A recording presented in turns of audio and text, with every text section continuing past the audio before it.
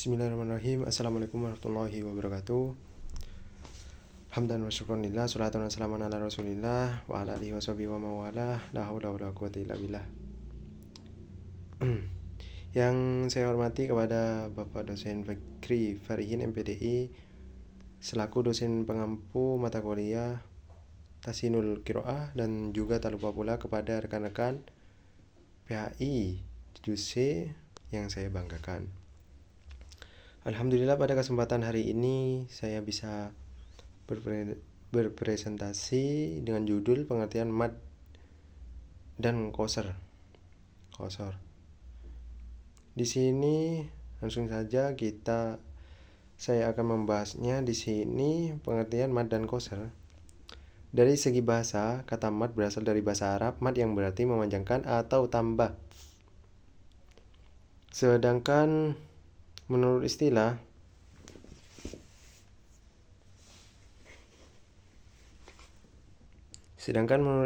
mad berarti memanjangkan suara dengan suatu huruf di antara huruf-huruf mad. Secara mudah, hukum bacaan mad berarti hukum bacaan panjang gitu. Intinya mad itu artinya memanjangkan, panjang. Lawan dari bacaan mad adalah bacaan qasr yang berarti bacaan pendek, yakni memendekkan bunyi atau suara hun mad yang sebenarnya dibaca panjang. Di sini adapun huruf-huruf yang dibaca panjang atau huruf-huruf mad itu ada 3 macam, yaitu waw, ya, dan alif. Yang pertama, untuk huruf waw itu mati yang jatuh setelah huruf yang bertanda baca dhammah. Contoh, ja'alu, zalamu, zakaru, alimu. Itu huruf. Dan yang kedua, huruf ya. Untuk huruf ya di sini mati jatuh setelah huruf yang bertanda kasroh, ya diikuti kasroh. Contohnya al-khobiru, al-halimu, hafidhina fihi. Dan yang ketiga itu huruf hamzah atau alif. Itu mati yang jatuh setelah huruf yang bertanda bacaan fathah. Contoh, as-sholatu, as-syamu, az-zakatu. Di sini maka apabila ada huruf-huruf hijaiyah disertai huruf mad tersebut harus dibaca panjang, sedangkan panjangnya sesuai ketentuan yang berlaku. Di sini panjang bacaan mad terdapat 3 bagian, yaitu yang pertama itu panjang yang pendek, al-qisoru, yaitu cara membaca huruf mad sepanjang 1 alif atau bisa disebut 1 alif itu 2 harokat. Yang kedua, panjang yang tengah-tengah at-tawassutu, yaitu cara membaca huruf mad sepanjang 1,5 alif atau 3 harokat. Yang ketiga itu panjang yang panjang at-tawlu, yaitu cara membaca huruf mad sepanjang 2,5 alif atau 5 harokat atau 3 alif 6 harokat gitu. Sedangkan qasr menurut arti bahasa itu adalah tertahan. Menurut arti istilah adalah memendekkan bunyi huruf mad atau layyin yang sebenarnya dibaca panjang atau membuang huruf mad dari suatu kata. Memendekkan bacaan di sini maksudnya adalah tidak membaca panjang pada kalimat-kalimat Al-Quran yang tidak memiliki tanda panjang. Jika terdapat salah satu tanda panjang maka dia termasuk mad. Jika tidak termasuk, itu bisa disebut dengan qasr. Itu mengenai mad dan qasr. Di sini untuk pembahasan yang kedua itu mengenai pembahasan mad tabi'i. Di sini mad tabi'i ialah apabila ada huruf mad yang sesudahnya tidak berupa hamzah atau huruf mati atau huruf bertasydid. Ini juga bisa disebut dengan mad asli. Artinya panjang dari bacaan tersebut hanya dikarenakan adanya huruf mad tersebut. Untuk panjangnya adalah 2 harokat. 1 alif 2 harokat, kalau berarti 1 alif. Itu. Bacaan mad tabi'i dibagi 3 bagian, yaitu yang pertama itu mad tabi'i atau mad harfi. Mad tabi'i harfi yaitu mad tabi'i yang berupa huruf mad pembuka surah atau awal surah. Hurufnya ada 5, yakni hayu, tohuru. Jika ada huruf-huruf tersebut pada pembuka surah harus dibaca panjang, 2 harokat. Misalnya toha awal surah toha dan lain-lain. Dan yang kedua matobi'i hukmi, yaitu matobi'i yang berupa hak kinayah atau domir atau pengganti. Huruf hak tersebut dibaca panjang 2 harokat ketika menyambung bacaan dan ketika berhenti dibaca pendek. Dan yang ketiga itu matobi'i hakiki, yaitu matobi'i yang huruf matnya tertulis dengan huruf mat yang asli, yakni alif ya didahului harokat fathah, ya mati didahului harokat kasroh, dan yang waw mati itu yang didahului harokat dhammah. Sesudahnya berupa huruf hidup selain hamzah, maka harus dibaca panjang 2 harokat. Ketika wasol atau menyambung bacaan itu, dan ketika wakof berhenti dibaca 2, 4, dan 6 harokat. Dan untuk pembahasan selanjutnya itu mengenai tentang mad far'i.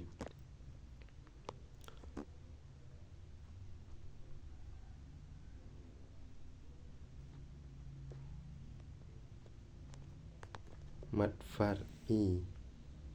Di sini mad far'i adalah kebalikan dari mad asli atau mad tabi'i, yaitu mad yang dipengaruhi oleh huruf hamzah atau huruf sukun. Ukuran panjang dari mad far'i adalah 2, 4, 5, dan 6 harokat. Adapun beberapa bagian mad far'i yaitu mad wajib mutasil, mad jair munfasil, mad alif sukun, mad iwad, mad badal, mad layyin, mad lazim muhaffaf kilmi, mad lazim muhaffaf musakul kilmi, mad lazim harfi muhaffaf, mad lazim harfi musabba, dan mad sila qasiro, mad sila tawilah, mad tamkin, mad farhi. Nah, itu. Jadi ada 14. Mengenai yang pertama itu mad wajib mutasil. Yang dinamakan mad wajib mutasil ketika huruf mad bertemu dengan huruf hamzah dan terletak dalam satu kalimat. Gitu. Dengan panjang 5 harokat. Contoh hunafa'u. Hunafa'u. Itu. Sedangkan mad jaih munfasil, mad ini adalah apabila ada huruf hamzah setelah huruf mad dan huruf hamzah tersebut berada pada kata yang berbeda atau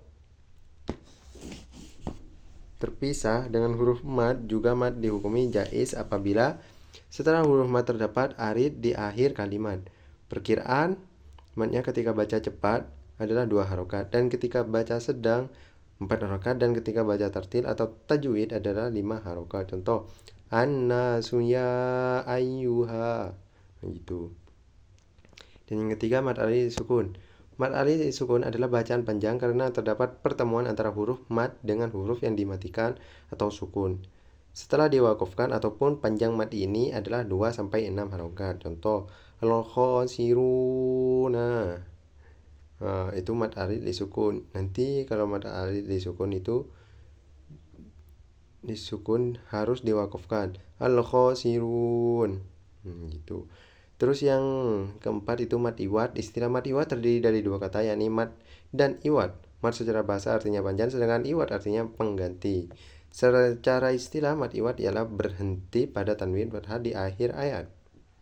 Dari penjelasan tersebut dapat dipahami bahwa mad iwad merupakan bacaan panjang pada akhir kata kalimat sebagai ganti dari suara tanwin fathah yang tidak lagi berbunyi karena bacaan diwakafkan. Contoh bacaan dari mad iwad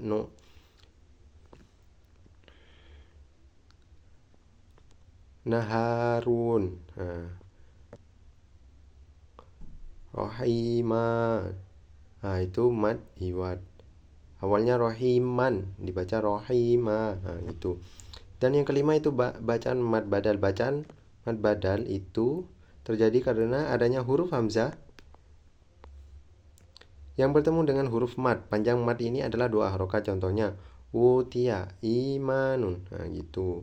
Terus yang keenam itu mad layyin, ketika ada huruf waw sukun atau ya sukun sedangkan huruf sebelumnya yaitu berharokat fathah, maka cara kita membacanya sekadar lunak dan lemas. Contohnya khaufun, khauf, raib. Terus yang ketujuh, mad lazim mukhaffaf ilmi. Adanya huruf yang berharokat sukun yang sebelumnya terdapat huruf alif, mad ini panjangnya adalah 6 harokat. Bacaan ini hanya ada satu dalam Al-Quran yang terdapat pada 2 ayat, yakni pada ayat surah Yunus.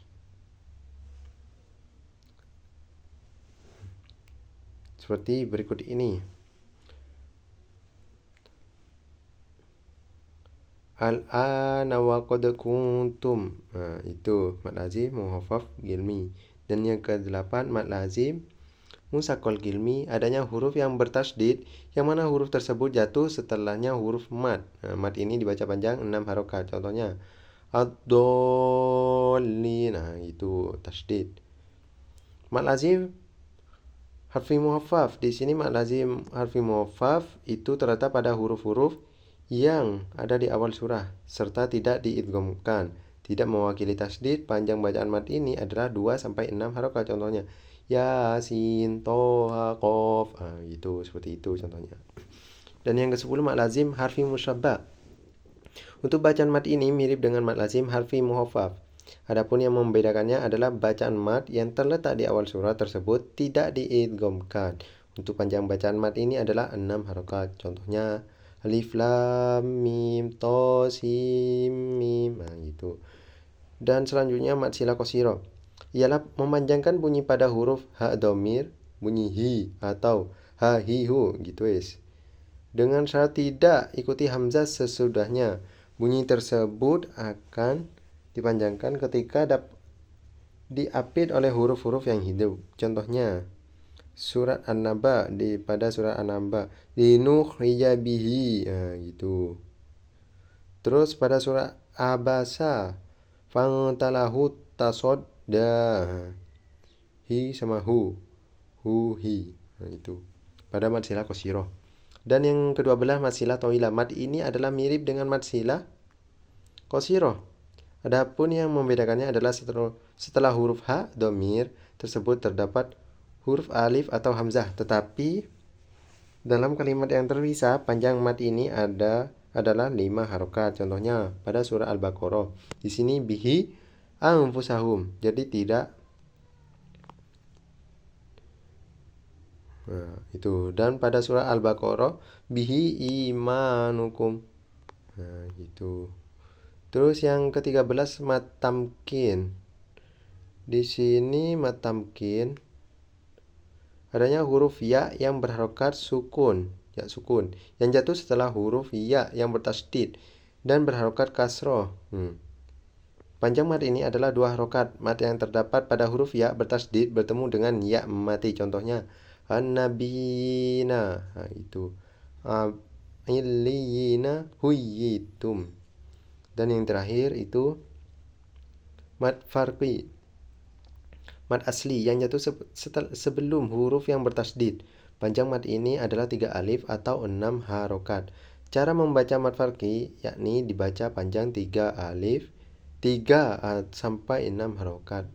Mad farqi dalam Al-Quran hanya terdapat di dalam surah Al-Quran, yakni surah An'am ayat 143 dan 144, surah Yunus ayat 59, dan surah An-Naml ayat 59. Contohnya kul adzakaraini kul Allah. Gitu contohnya dari mad farqi. Mungkin cukup itu yang bisa saya jelaskan mengenai tentang mad.